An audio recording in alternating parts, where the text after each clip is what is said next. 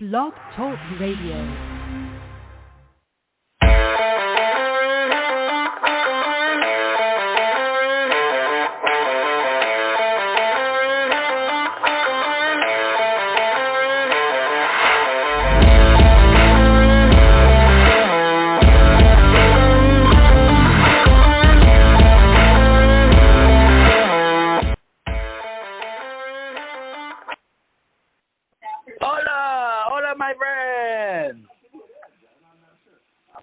Y'all know what time it is. Race Chat Live. We are on the air live. Once again, I was late getting into the studio. Not my fault, I swear. Just for some reason, my phone never wants to take the pin, and then it hangs up on me 20 times. And but I finally got through. So glad to have y'all here. I've got my partners in crime with me tonight, Taz Taylor, Miss Lee Reed here as well. So looking forward to getting to the main topics of the night. Jimmy, why don't you join us on another line? I'll send you the information in just a minute. You guys ready for the show? I'm here. I'm ready. Yes, hello. My name is Shane. My name is Shane Hamburger, and I drive the Supercar Series in Australia. And I just came to Chicago. I'm not sure what state the Chicago is in, but I showed up to America and kicked all of your guys' butts, and I'm going to tell all my friends back at home about how I just whooped all your asses. So they're coming by herd. Definitely. I don't know. I'm kind of left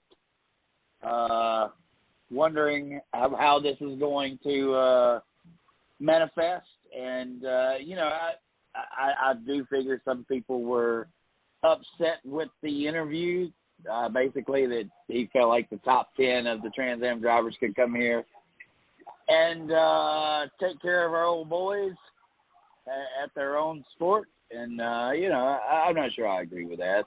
But they got a little bit more, more experience at this type of track than our racers do. And, of course, we kind of knew that from the start by the way that he was rolling through the corners using his clutch. I mean, none of us should be surprised that the perfect storm happened, right? I mean, we didn't practice his name. I don't think any of us gave this guy any credit that he was going to be able to come into the sport, even though he's in a top affiliated car, even though his crew chiefs won a championship with Tony Stewart, worked with people like Dale Jr. and Denny Hamlin. Darian Grubb is a well-known crew chief. I am not as surprised as what I feel like some people are. Like, right, we've seen this coming. We knew that this car was something similar to what other sports car series type cars race and whatnot. Maybe we need to start practicing saying these names that we can't pronounce because it does look like the door's wide open for this to become a lot more than what it is right now. Miss Lee, you've been a devout race car fan. You've been involved all the way from the short tracks of stock car to where it is now. I mean, personally, I would like to know from you what you feel like.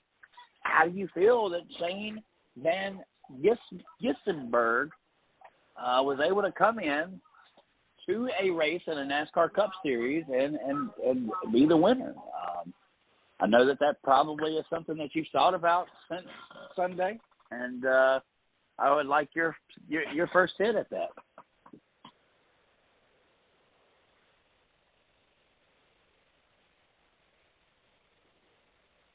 Ms. Lee? You there? Oh, did we lose her? I don't know. We may have. Let me go check out over here. Yes, I believe we did. All right. Sorry, am I I got you back on. Yes, okay. You're back. My bad. All right. So first, it's Van Gisbergen, and that's why everybody calls him SVG because no one can pronounce it. Am I surprised? No. Given his background, and the type of track that he chose to have his NASCAR debut on was certainly, right up his alley. And, the similarity,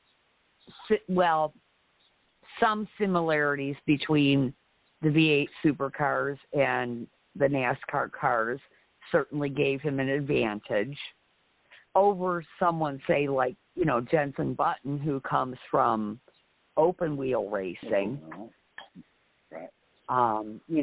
We expected a lot more out of Jenson, and he kind of faded off into nothingness. So no, I'm not surprised. I think that not only did the street race gain NASCAR a fan base from that respect and from being in Chicago, but I think it also opened the eyes of the supercars, the V8 series that Shane comes from, as to what NASCAR potentially could be another series that they could be interested in. Are you basically considering that this to be a pipeline situation, where these guys that are racing the supercar, the Trans Am series, this is almost a smooth over a kind of a pipeline where maybe we can pull talent from, because remember, this is the same series that Marcus Ambrose came from, right? And this is the same series that Scott McLaughlin has raced in. So, but I've got to stop you for a second there, because you're calling it the Trans Am series, and that there has to be a distinction, because the United States has a Trans Am series. Okay? So that is separate from the supercars in Australia and New Zealand. Okay? So there, you have to make that distinction. There have been folks that have come from the American Trans Am series into the NASCAR fold. And my mind just went blank. Michael, that raced in the ARCA series, that ran the Sinclair dyno for Venturini. Mm-hmm. He is from the American Trans Am series, and he's had great success there, and he is a team coach as well as a driver there. So you got to make that distinction. Don't call supercars Trans Am series, because that's going to confuse American race fans. So I just need to throw that out there. However, very, very good correction. Okay. However, that said, could this be a pipeline? Absolutely. Look at the big hullabaloo about the dirt car racers that go to New Zealand and Australia on a regular basis, and they have that east-west challenge there. So yes, this definitely could be a pipeline. The potential is there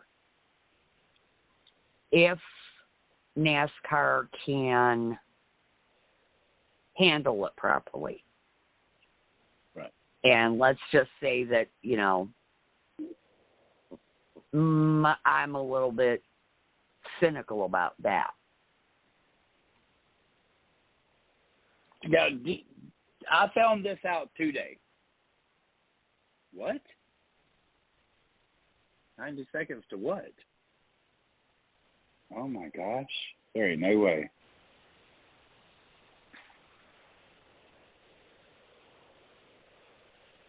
No, give me just a second. Episodes.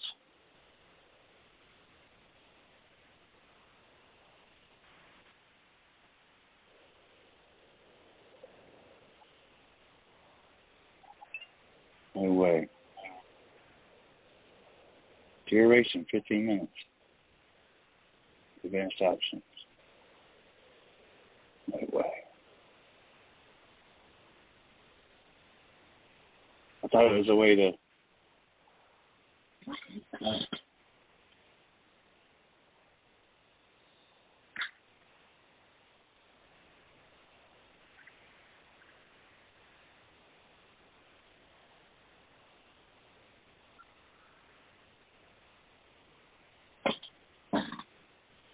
Yeah, I don't know what 6.5 in there. Don't. Yeah, I'm not going to be able to get it in time. I can't find where it's either not allowing me to, or hopefully we'll stay on air here. Regardless, if they were listening to us live, they'll still be able to go to the podcast there this way. They don't get shut off. And I don't think, it doesn't look like we're going to get shut off. Okay. So, unfortunately, for those that were listening in on the last podcast, y'all just have to catch up on the replay. Wow, talk about complete dropping of notes there. So, what we were talking about was basically, Miss Lee's thoughts on Shane Van Gisbergen, right? Or Gisbergen? Gisbergen? Is that? Gisbergen, yes. Okay, Gisbergen. All right. And the likelihood of his success, whether or not anybody had that on their radar. The reason why I went to Miss Lee first is because we've actually discussed when Kimi Räikkönen stepped in the Project 91 car. Her and I both believed that Kimi would have a really good outing. He had a so-so outing. It wasn't much to brag about, but you did see bursts of, how good he really is on a road course type situation.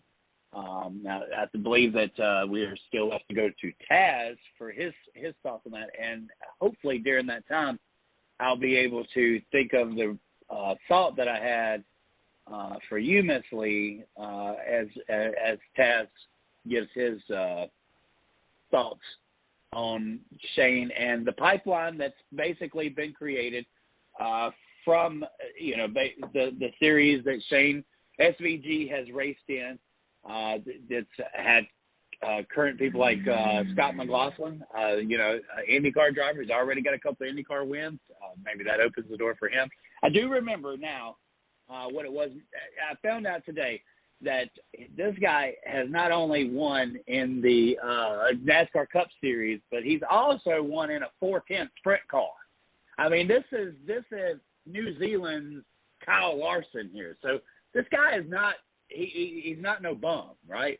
Taz, give your thoughts on what you feel about Shane Van Gisbergen and his Cinderella story.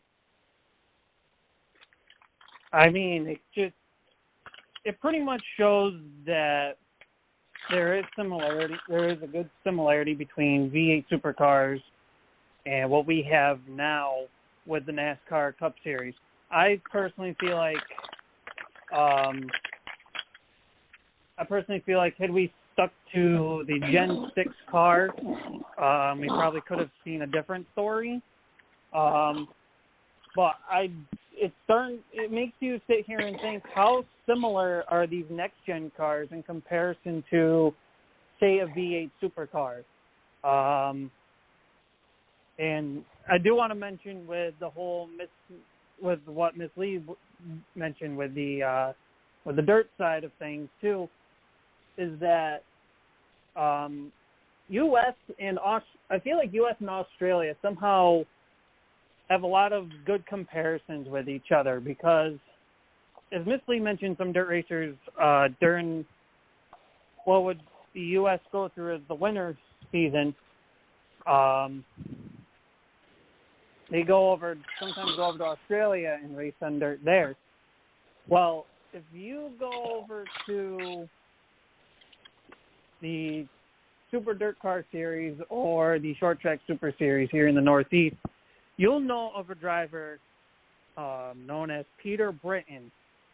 And if you don't know Peter Britton, well, I'll throw in a little background information. He comes from Australia. The modifieds are big in Australia too. So when he came from Australia to America, he already had similar. He already knew what he was getting into, pretty much. And I feel like Shane kind of knew, regardless of what he said about how comfortable or uncomfortable he was, he already had he had to have some sort of comfort level or some sort of mindset of going from a V8 supercar to a next-gen stock car. Because of, if you look at the supercars, they pretty much look like your normal street cars, minus, that, but in the supercar, they have the 20-pound wing that sits right in the back of those cars. And so I kind of feel like the guy's just, as you said, Chris, he could be the Australian, New Zealand version of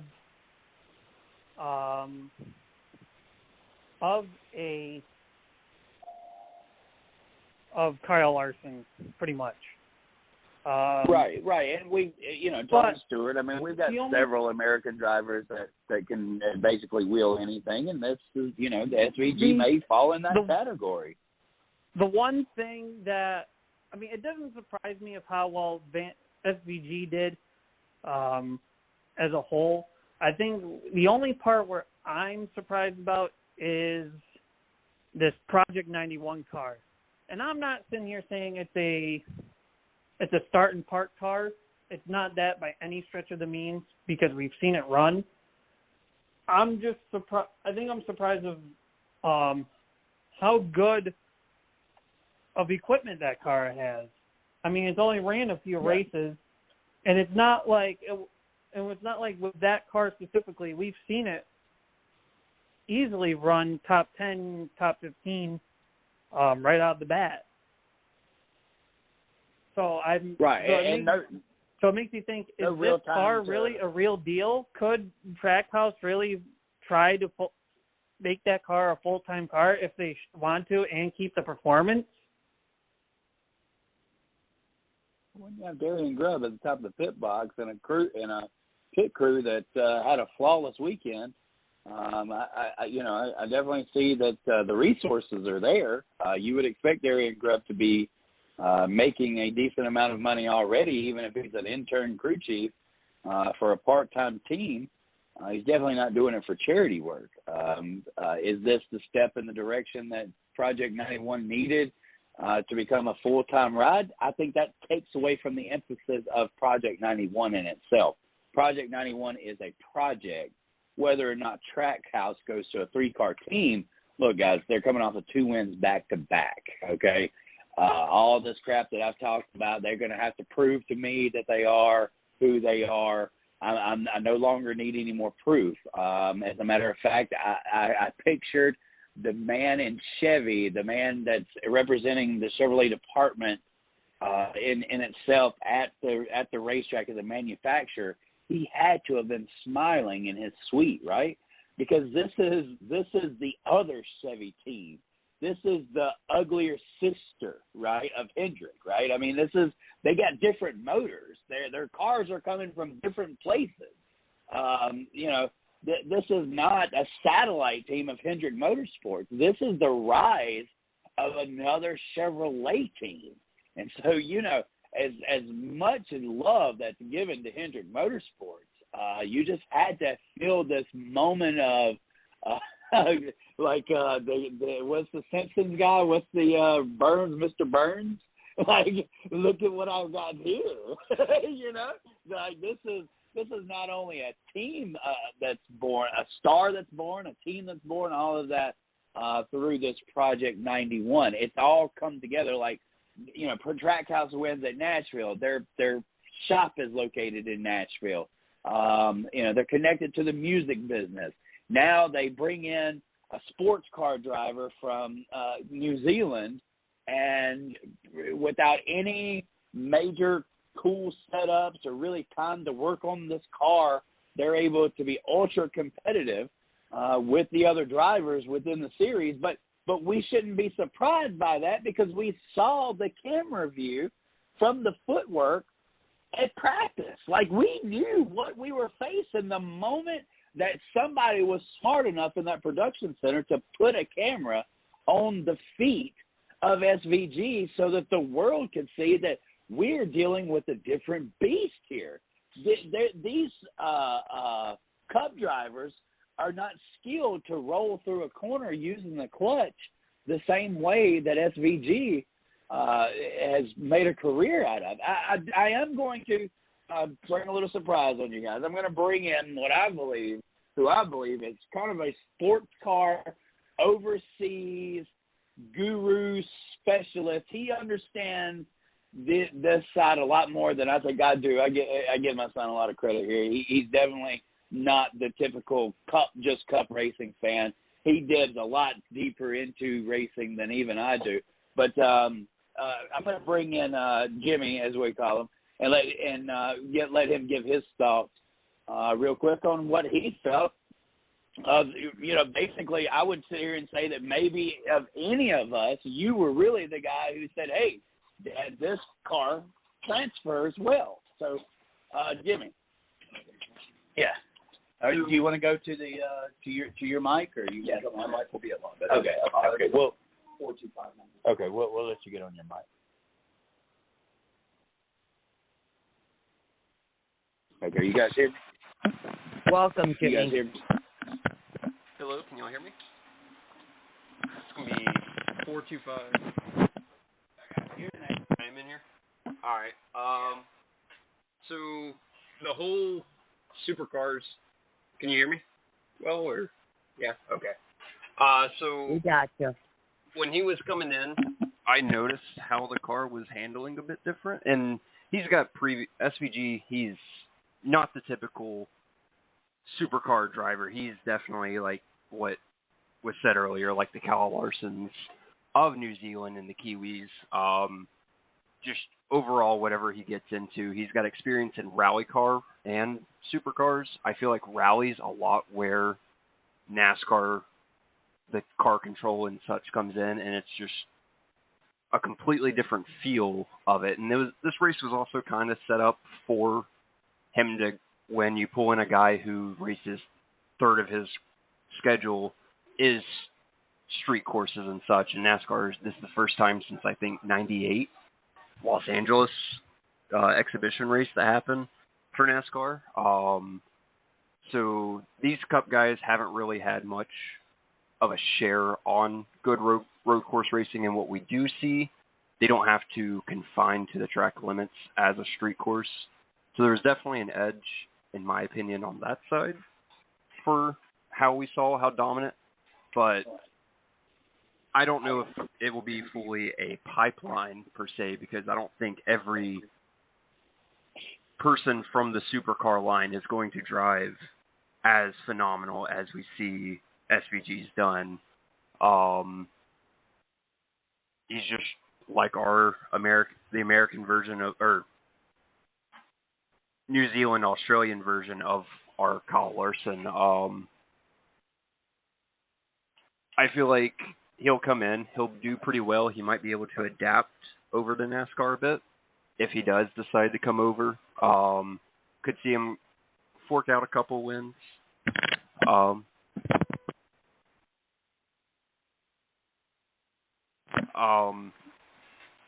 But overall, I think he's a really good driver.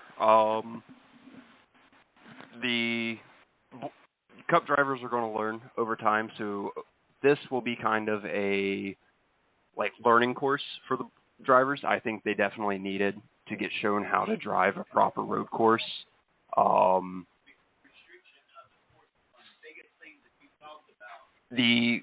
What we see on the typical road course, Daytona, Watkins Glen, Sonoma, it happens a little bit, but it's a little bit different. The drivers overdrive every single corner. They sit there and drive way off the track limits.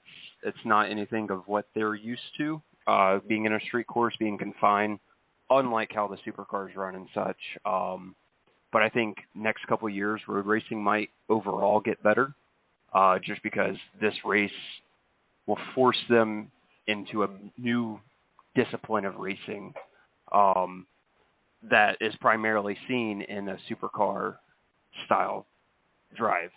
I've heard a lot of people talk about, from over in the supercar scene, how they really enjoyed the NASCAR race. They even mentioned something about how they like the cars. Maybe if down the road a partnership where NASCAR can confine with them, get something working to where they use the cars. But that's going to be about it for me. I'm going to pass back over to you. All right. Yeah, Well, Jimmy, I got a question. All right. What's your question? I've got a question for you as far as trying to explain it from or to a fan. The difference between street racing and road course racing, because we know there's a big difference, but I don't know that the fans necessarily know the difference. Yes, so the main difference between the two is the walls, obviously. With a road course, NASCAR isn't too keen on throwing track limits out there. So coming out of the inner loop of Watkins Glen before you come up to the final two corners, they love to run all the way almost like they're running the boot. That's how far out they drive. Meanwhile, a street course confines you into a very tight, narrow, forces drivers to use braking as a passing instead of what we're used to of an overall just you have the better run, get by them. That's really the key difference is just a street course is much narrower. Roads are a little bit worse condition than typical because it is ran on the street. There might be potholes and such going between concrete and asphalt versus just a full asphalt course. The cornerings are usually a bit tighter on a street course as well. When I say tighter, I mean there's not as many sweeping corners. It's more narrow hairpins and winding turns that help keep everyone packed together as they're driving. The one downside is, like what we saw during the Cup race, thankfully it only happened once, and later on in the race, when the big pile-up happened. That is a very common thing to happen in street races. I'm surprised it only happened one time. Right.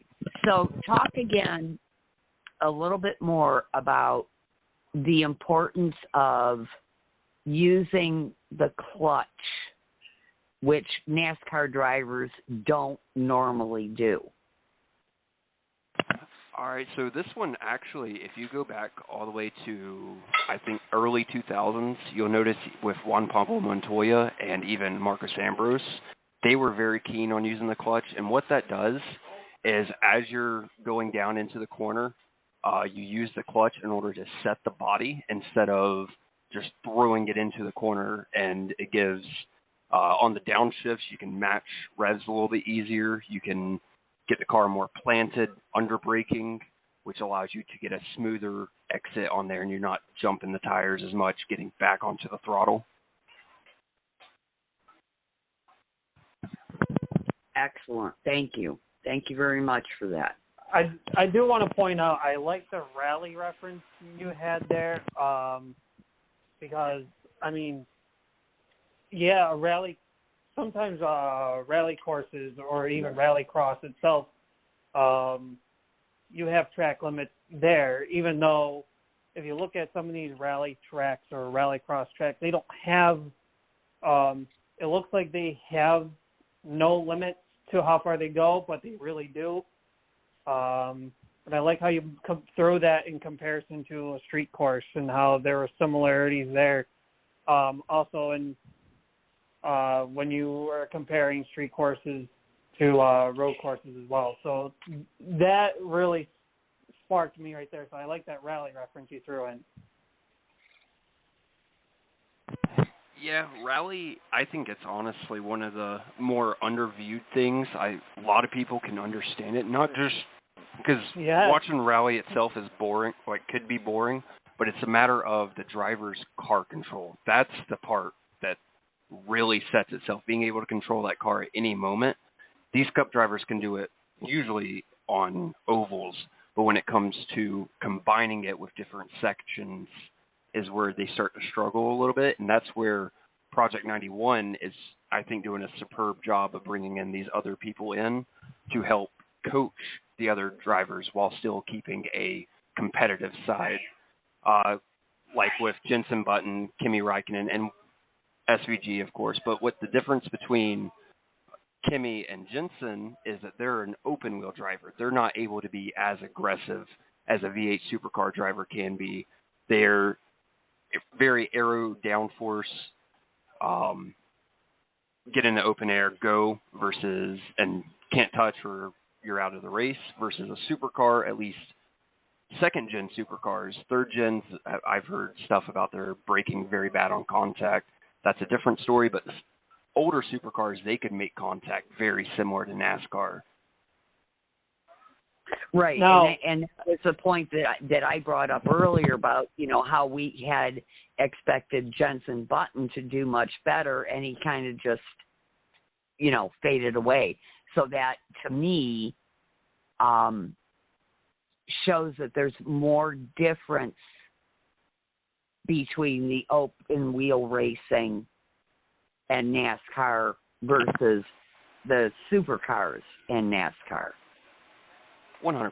There's definitely a big difference between open wheel versus closed wheel or stock car, production car style driving, correct? Kevin Harvick. There's a question I want to ask you and see if maybe you come up with a golden answer. Now, you mentioned how Trackhouse does a perfect job with this Project 91 of bringing in non-NASCAR regulars like SVG, Räikkönen, and a couple others, for example, to try to run these road courses and street courses and still remain competitive. Should and I've seen this firsthand with Travis Pastrana's Rallycross series or whatever, but should NASCAR drivers, knowing that there could be a street course at least once in the next few years, try to experience different forms of racing, such as like rally or maybe supercars, or just so that when they have this guest driver show up to a NASCAR Cup race, they can actually, you know, compete and not get their butts kind of spanked? Yes, I definitely believe, and we're already seeing the case with Ford development. Chris Buescher, I think Haley Deegan, they run the 24-hour Rolex usually. But going into different disciplines is always a positive thing for a driver, because anything, even if it doesn't fully correlate, can still experience bring over.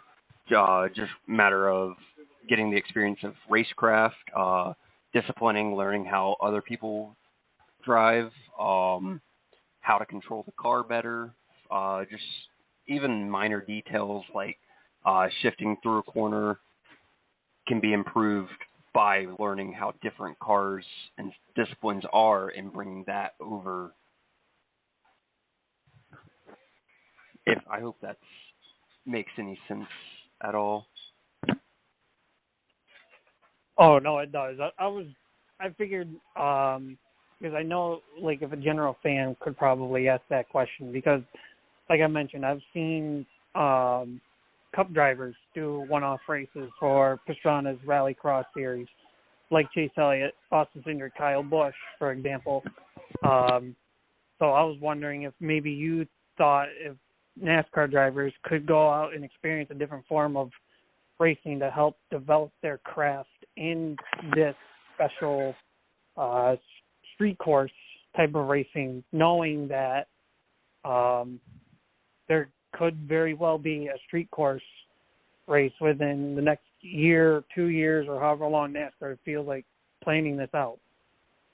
Definitely. Especially, I would say, like, if you're going to practice for street courses, the sports car series, or even trying to get a link over into the V8 series would be the perfect place to actually learn specifically for street races. I don't know if drivers are going to jump on that or not. Could definitely start seeing drivers try to show up for like the Race of Champions to get a little bit extra on, because, you know, I don't know if you know of the Race of Champions. It's a year.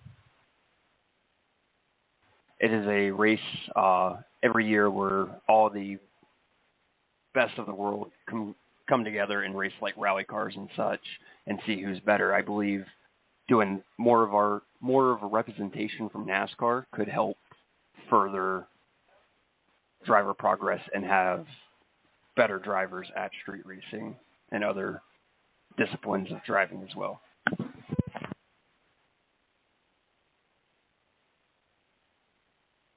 Well, this has been a very interesting conversation, and I'm glad that we brought you on, and I hope you'll come back and we have more opportunities to talk about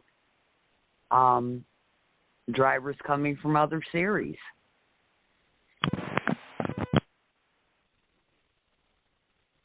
Hopefully so. Drivers, hopefully with SVG winning, it brings in a lot more drivers wanting to see that since they can win, they'll come over.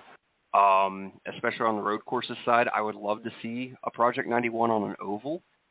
See how someone who typically has a road discipline does on an oval compared. Because as far as I'm aware, haven't seen the 91 car out on a like half mile or a super speedway, as far as I'm aware. I could be wrong. Now the question: so what do you believe? Is there actual? Hold on, put yours on mute. Okay. So we had the Le Mans race a few weeks ago. Now we have SVG coming to NASCAR. This is kind of at this moment, all eyes on NASCAR, right? I mean, we have literally tapped into the world of racing, and now there is somebody that has recently won. What significance is that going to bring with NASCAR and this maybe global opportunity to expand, not just with the racers, bringing racers here, but also racing abroad?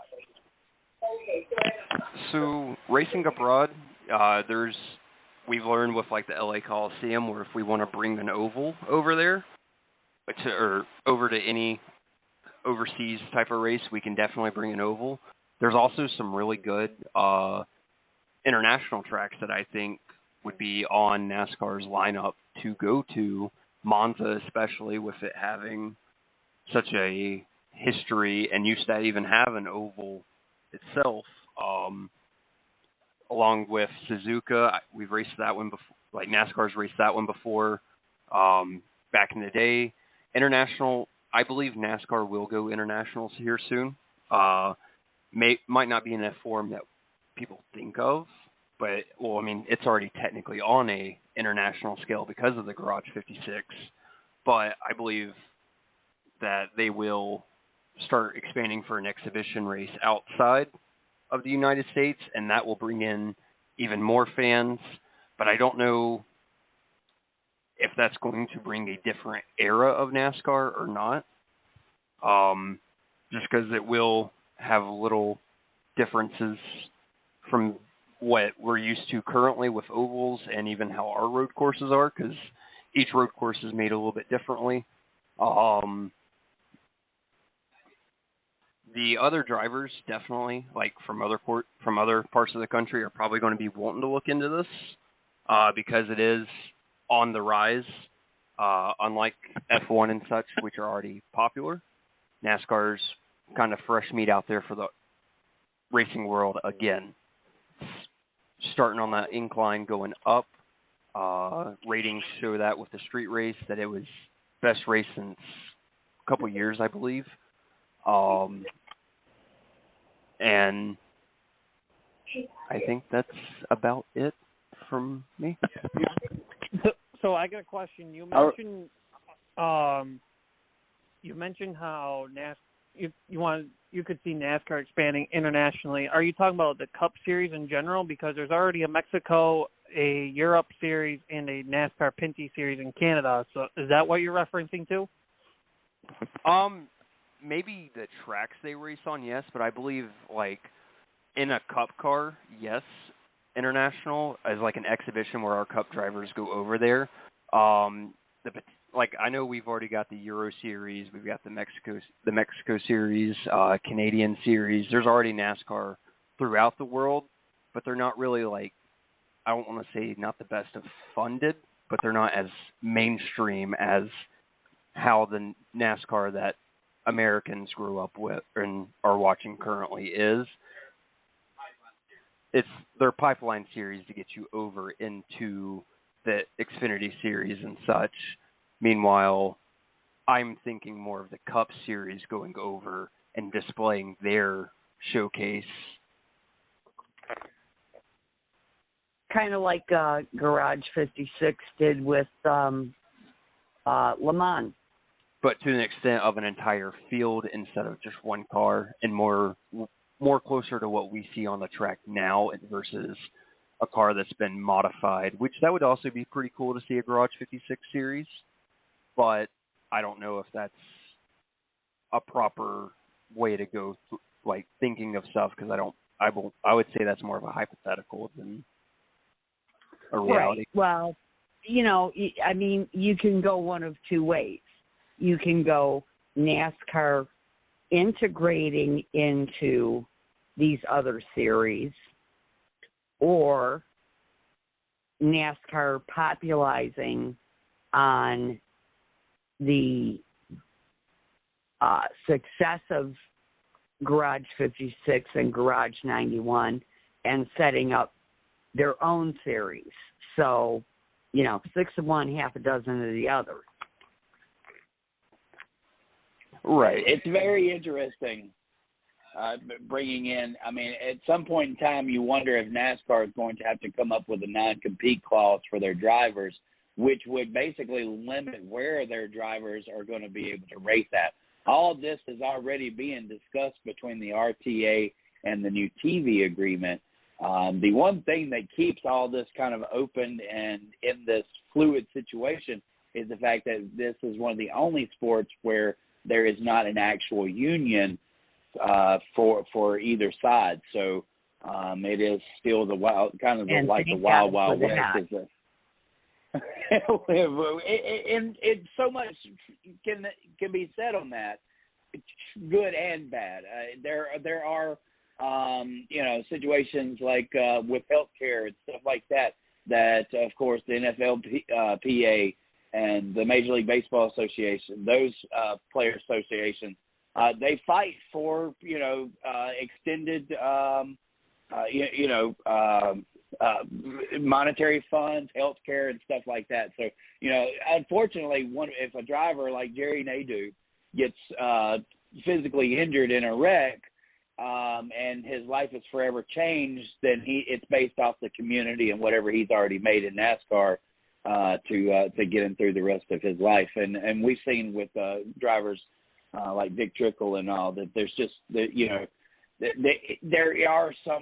are some good benefits if they were to have a union, but there again, as you said, Miss Lee, the union really it screws up more than it can actually help.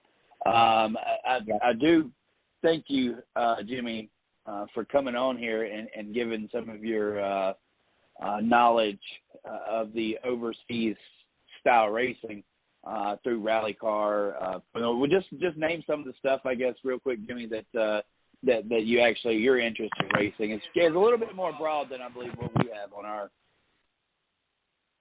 Yeah, so I currently have been keeping up with the International GT series. I try to keep up with Rally, even though that's really hard to keep up with. Formula 1, Formula 2, sometimes Formula 3. I watch a little bit of supercars whenever I can find it. And just about any sort of GT racing going on in the world, I typically have it watching. All the endurance racing especially, that's probably the biggest thing I enjoy the most, is watching the 24-hour, the 12-hour, 6-hour, and such. But all racing's racing, and I love it. So thank you all for having me. I'll hand it back over to y'all. All right. Thank you, Jim. Well, that's it was a wealth of knowledge shared, and we appreciate it. Most definitely. Come back anytime. The World Spectrum. That's the World Spectrum, and where NASCAR can go to in the future. And my takeaway is with SVG, it's a Pandora's box that's been opened. Everybody will be compared now to what the success that he's had, even though this has not ever happened before. Everybody after him that doesn't complete this process will be looked at as an underlying, somebody who wasn't able to accomplish what SVG's done. It's a perfect storm. We've never had a street course. It was his first time there as well. It's an off team that's not even a full-time team. These are things that just don't typically happen in NASCAR Cup Series, and I don't expect it to happen continuously. I know some people were putting in that we should give a waiver to the Project 91 team so that they can race for a championship. Look, I'm sure he would tell you that he would love to compete on the oval, but it's not like he's going to just jump in a car at Chicago at Charlotte and run top five. It would be, we were on his playground. Now bring him to our playground and see what happens. But my biggest thing is I want to see the first guy, whether it's Willie B., Alex Bowman, one of these guys that goes outside of their realm of racing and races other types of cars. I want to see somebody go jump in a supercar. Look, the invitation needs to be both ways. Because if we're going to compare what's going on here, I think Jimmy come up with a great thing. Like what these guys didn't know coming into this race, they're going to know now, right? Because everybody's going to go to the film work. Everybody's going to go to the drawing board. Exactly. So the next time that this happens, it's so funny. When we first seen, my son and I were both sitting here watching it. When we first seen the foot shot, I said, son, you'll never believe this. I said, but this has got to be a production man who was from the old school, because I remember a foot shot about 30 years ago. I believe it was Ricky Rudd at Sonoma, where they showed how he was able to go through his feet using the clutch to basically have better control of the race car.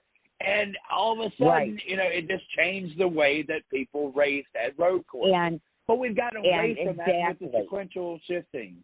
Right. Exactly. Right. And don't you think that every single driver is analyzing that camera work and trying to figure out how they can use it? That's exactly right. Without a doubt, drivers, teams, crew chiefs, they've all gone back to the drawing board, and they will not be beat again like that. I promise you. It will be in the simulator. They'll figure out how this guy is.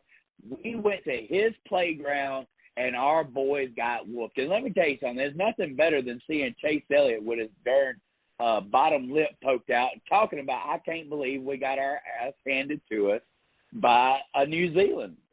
And that's no offense to a guy who's very talented race car driver, but I love the fact that my guys felt like they got their ass handed to them. Because now we're going to go back to the drawing board. We're not as good as what we thought we were. So now this is where what do? We dig deeper and we become better at that. If we're going to go to 7, 8 road courses along with a street course on our schedule, then our guys need to be better. And what better way to put this as top priority for the next race is to have our boys get their ass whooped. Now, look, I think the biggest argument over the weekend as we move to topic number 2, and we've got to move to topic number 2, we'll be here all night. Topic number 2, I shared an article with you guys. Christopher Bell was quite pissed that he won 2 stages. There was a caution. And then all of a sudden, about 10 laps after the caution, NASCAR comes over the radio and says, listen, guys, we're shortening the race by it's basically 28 laps to go. We're shortening the race by 25 laps from 100 to 75. And I think at that point in time, it was 28 laps to go.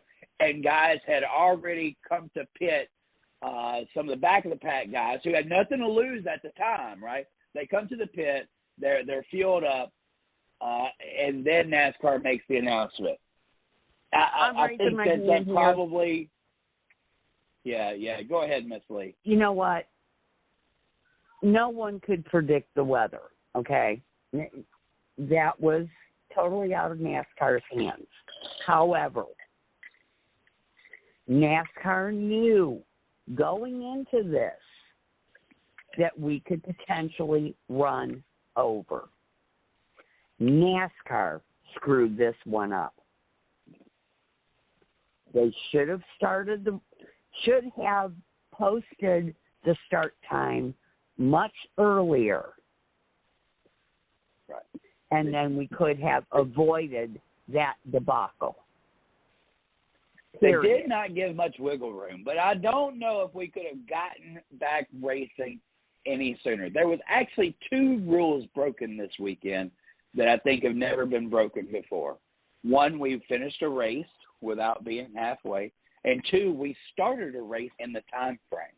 And I know that NASCAR knew when we went, but they technically used that, well, if we don't have any cautions theory, right? If we don't have any cautions, then technically we can get done by sunset. My thing is, every crew chief had that opportunity to do the math that this race was probably not going to go the full length. Look, we're talking about 25 extra laps of, son, what were the lap times? 1 minute and 38 seconds. So that's well within an hour over, or almost an hour over what the time frame would have been. Right. But everybody had that same information, Ms. Lee. We can't blame other teams because NASCAR didn't say, hey, y'all need to be doing your math, teams, because this race is probably going to end early. No, but do they have to tell them when rain's coming? Well, I got you, Ms. Lee. regardless of the weather factor, they knew they couldn't finish this race in time from the get-go. From the get-go. They knew it. And the crew chiefs should have too. That's why they're paid. There were people back at Charlotte that did not get that memo. That's the concern there. Everybody always wants to blame the race director or blame the racing series. But in reality, the smartest people on pit road was probably the guy that was sitting maybe 12th or 13th. But in the end, no, but Chris, it doesn't even matter. I do blame NASCAR. I do blame NASCAR. They knew that based on the number of laps and everything, that they could never get this race in on time before the dark. Period. Those are two rules. And then you have to factor in potential weather. Right. Unfortunately, they had to finish the Xfinity race, but they still should have had an earlier start time. These guys ain't stupid.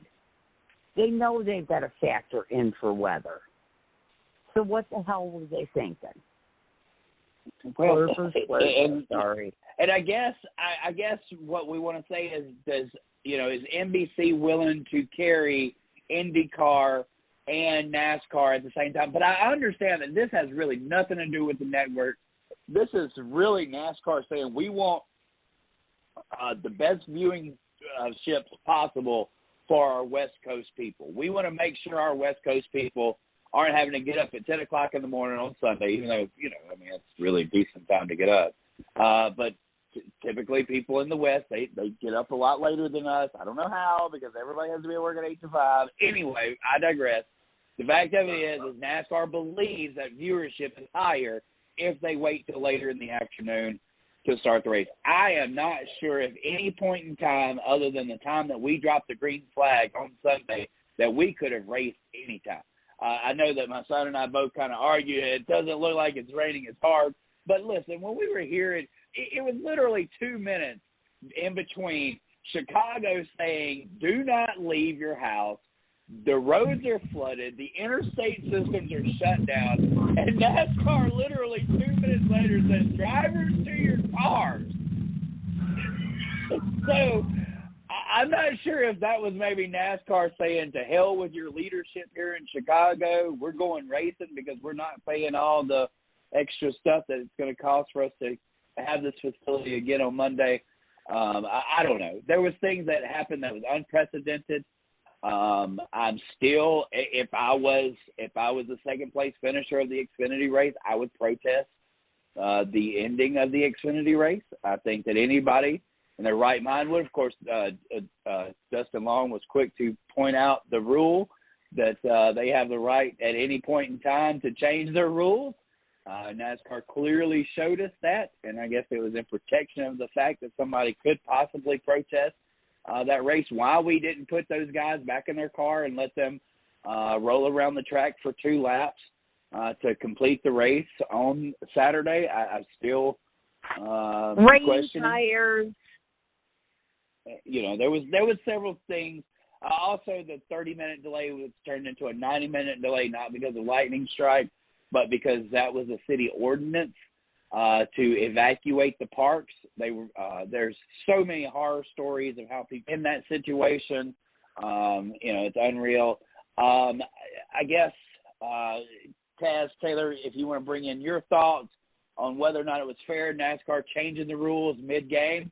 I kind of feel like that's kind of what they did. They did go against, we've been so these rules can't be broken. And then NASCAR throws out this little small piece in the rule book that says, hey, if we ever need to break these rules, we can. Taz, what's your thoughts on that? Yeah, NASCAR had to have known that they should have known that the first time on a street course race, things are not going to look perfect, especially with the wet weather conditions they were handed with to start the race, let's put it that way. Whether or not they could have moved it, they could have moved up the time, I don't know. Maybe they kind of figured Xfinity could have possibly ran over. I don't know. Had that race actually finished out, let's put it that way. I do like the fact that NASCAR gave it a shot. I'm not a big fan of them adjusting the number of laps on the fly. I kind of feel like NASCAR should have, if they wanted to change the number of laps in a race, they should have done that before the race started. over there. Every or team just never said anything, right? I mean, that's the other stance that they could have done, Dad. They could have just not said anything at all and let it play out. Go ahead. I just feel like if you're going to change your laps in a race, you can't do it on the fly. I mean, I understand they had to. There was no choice. But in the same instance, like, they should have changed it at, like, towards, like, the start of the race. That way there, all teams could plan a 75-lap race versus 100. I mean, 25 laps, shoot, who knows what could have happened in that 25 laps. You know what? And that's a good point, Taz.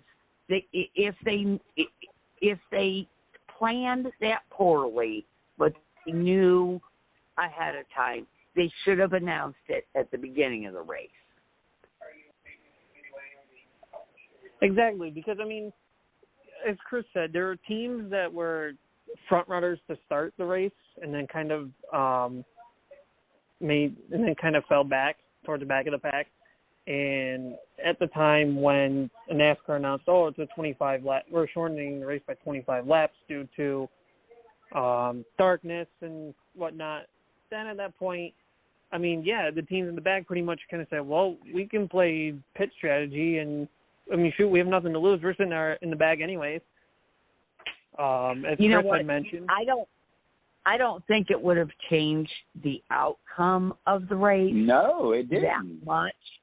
It would have shooken up the standings at the ending, but I don't think it would have changed the winner. I don't think the result of SVG winning would have changed. I would think that maybe the drivers the drivers the drivers like Chase Elliott, Kyle Busch, I think there was a couple others like Christopher Bell that were running in the front beginning part of that race and then like fell back and they were running like outside the top 25. Those guys could have that ran a different pit strategy than everybody else did.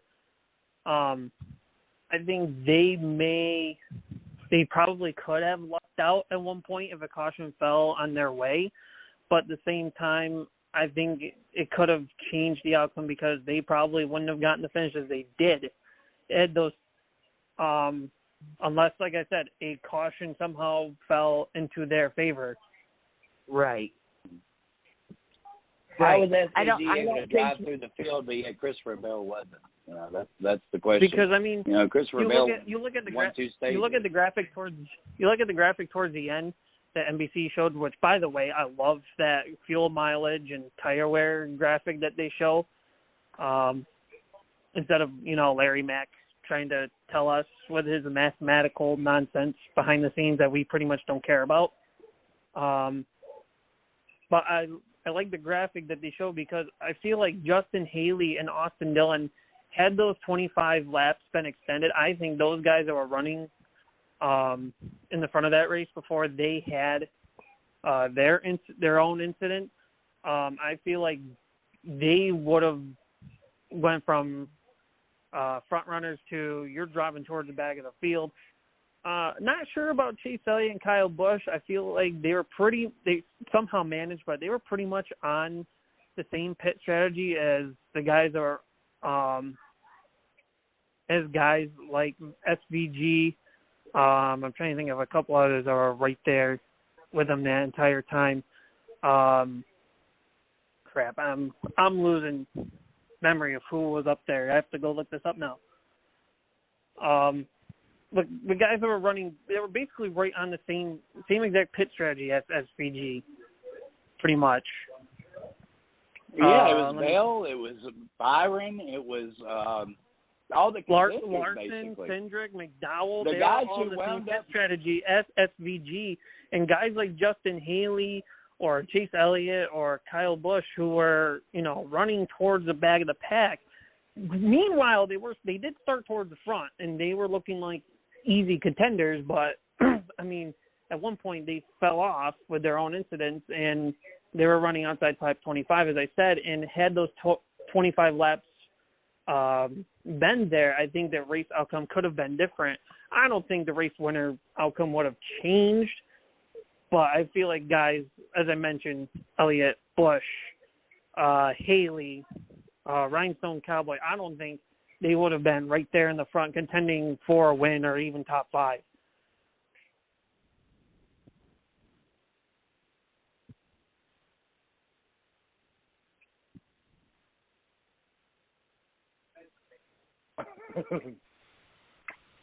Ms. Lee? I still, I'm just pissed at NASCAR. I think they handled it poorly. And they, when you plan a race, you always plan for potential weather. And knowing you don't have lights, you plan that race accordingly. And I just, I loved the race. Don't get me wrong. But I think that NASCAR just planned it very poorly. And they dropped the ball on the tire barriers. I will say that. I don't know if if they put the tire barriers in the same way as other street courses that you see in other series or in the NASCAR international side. Yeah, that's a good question. But whatever they did with those tire barriers, I mean, I don't know. Like I said, I don't know if they installed them the same way and they didn't hold up to, say, the weight of a Cup stock car versus, say, maybe a lighter car, like obviously IndyCar, Formula One, or even like a stock car in Canada, or that could be a little lighter. Because, I mean, you look at, in comparison to the Pinty's car versus a NASCAR Cup car, Cup cars got all sorts of sheet metal and stuff for their bodies. If I remember right, the Pinty series is like carbon fiber, so their bodies weigh like nothing. So, in comparison to sheet metal, so I mean, there's a weight difference there already.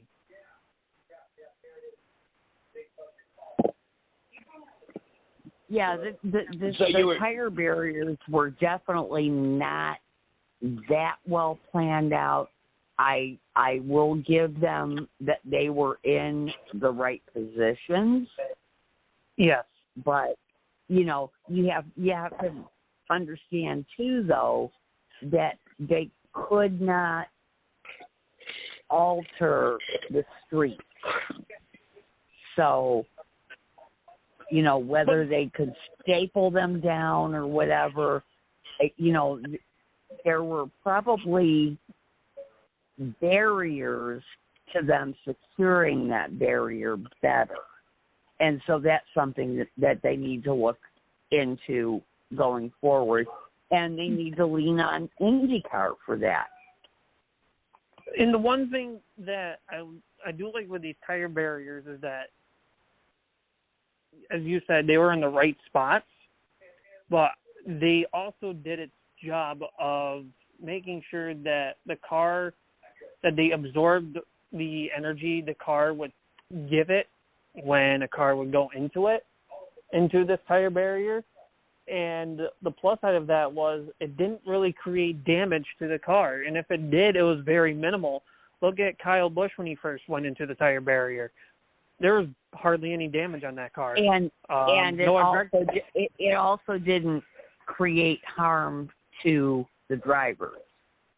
No, it pretty much did its job. I mean, Kyle Busch, when he first went into the tire barrier, there was barely any damage to the car. And obviously it showed because when he was up front, he competed up front. He fell back a couple spots at one point, but he was there. Noah Gragson, I mean, him in turn 6, anyway, the number of times Gragson went into the turn 6 barrier, he could still keep going. I mean, right. I mean, him in turn 6 was not seeing eye to eye at all, but yeah, no, he was still able to keep going. I thought when he first hit the tire barrier, I was like, ooh, he's done, because I thought he flat spotted his tires trying to get out of there. I'm not going to lie, I didn't think that the tires were going to be that forgiving to the front end. When Busch first ran into those tires, I thought, man, this guy's the first guy out, right? Like, he's destroyed the front end of that race car. The tires really did. The main issue with the tires is the car's getting wedged underneath there. Now, one thing that was good. I mean, I think Noah went one lap down and he ran the tires how many times? 5 times or something like that. So, it was really hard to lose a lap. I don't know, what the regulations were as far as how they were able to secure the tire barriers, but obviously that's something that needs work done. Yeah, and we'll see improvements, of course, the next time we encounter this type of racing. So we've covered a lot already.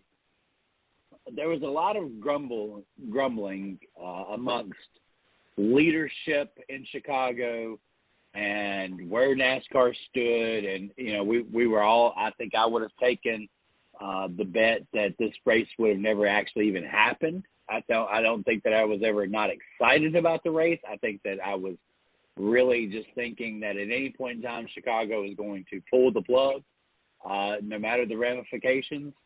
I don't feel like NASCAR was openly welcomed by the government leadership in Chicago, and I'm not really for sure that this race will happen in Chicago again.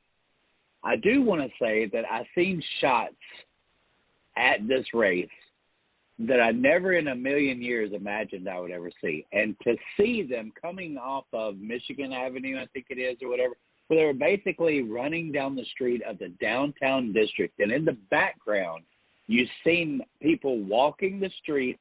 You've seen taxi cabs and people driving the roads.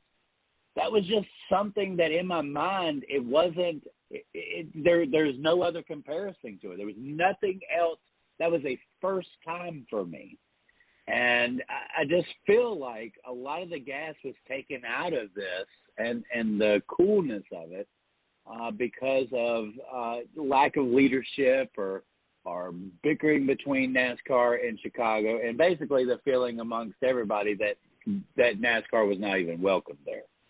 What are your guys' thoughts on that, and whether or not you believe that NASCAR should return to Chicago and or take their parade elsewhere? I'll start with you, Miss Lee.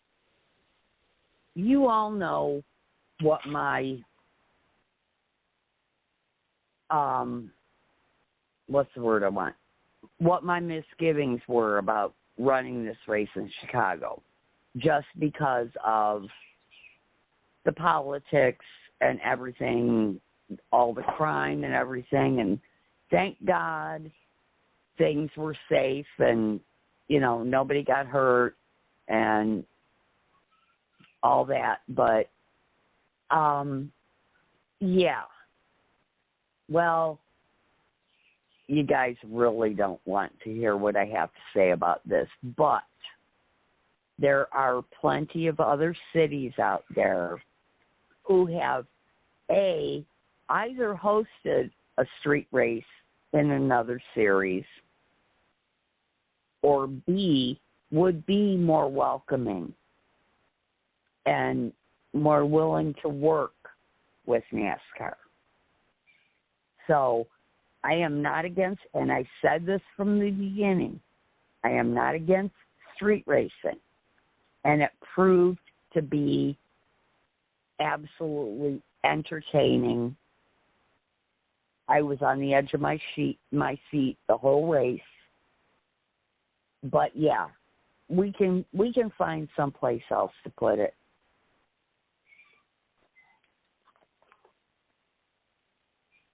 I mean, but wasn't it so cool? Taz Taylor, what's your thoughts, man? I mean, this is definitely, there was a political change when all this was done. It was the Lightfoot woman who I don't think had any credibility for anything other than bringing this race in. I think that was the only thing in her administration that I think she even did that was positive, right? I mean, she brought an economic value to the city of Chicago.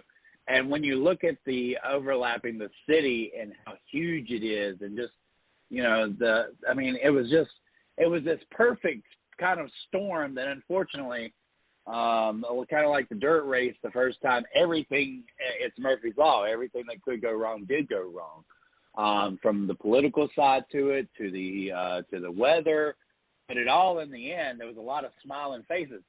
Whether or not we should have to divulge ourselves in this political crossfire is up for debate. NASCAR signed a 3-year deal, but Chicago at any point in time can give NASCAR 180-day notice that this event does not go on. That means that our race calendar, can come out, and in 6 months we have to change that race calendar or find someplace else to race if Chicago decides that they don't want to do this race again.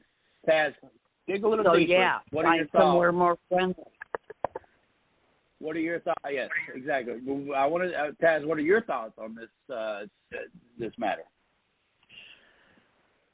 This is where I kind of hate that politics get involved. I mean, I understand that, you know, there has to be like a politics side of things, but I feel like this is where they need to keep that out of play. I mean, they should have known that there's a NASCAR fan base in Chicago. I mean, granted, Chicagoland Speedway, NASCAR has been there for years before all of a sudden that NASCAR basically hasn't run there in a few years, along with Kentucky Speedway. So, I mean, were they really looking at it for the people's sake? Just to I kind of feel like they kind of shut their mouths to an extent because, you know, NASCAR coming in, that's money for the city, blah, blah, blah.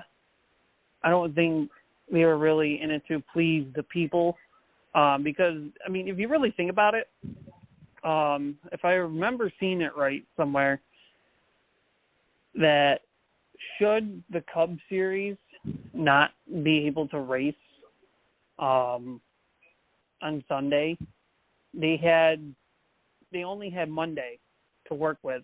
And if the race didn't get on Monday, then they were pretty much screwed because Chicago's contract pretty much said NASCAR needed to be out no later than Monday. And at that point, you sit here and say, well, can NASCAR come up with a plan B if that happens? Or can NASCAR put in enough investment to these Chicago officials and say, or Chicago petitions or whatever, and say, look, we had this happen. There's been times, obviously, where our races have ran into Tuesdays before. So we need to plan, you know, a little further out in case of that. And this is where I kind of feel like the politicians will put their foot down and say, nope, you have until Monday and that's it. And this is where it's going to shoot NASCAR in the foot in that instance. And it makes you think, should we hold a street course? It does make you think, should NASCAR find a different market to make this work? Well, not only a different market, but you've got to think about a major city, any major city that has that amount of street shut down on a normal business day. What is the economic impact for the city? I mean, seriously.